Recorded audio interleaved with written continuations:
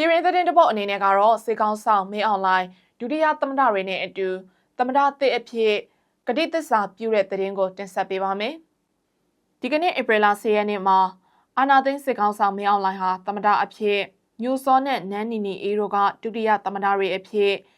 ကြက်ခိုင်ဖွံ့ဖြိုးရေးပါတီလွှမ်းမိုးထားတဲ့ပြည်ထောင်စုလွှတ်တော်မှာကတိသစ္စာပြုပြီးလက်မှတ်ရေးထိုးခဲ့ကြပါတယ်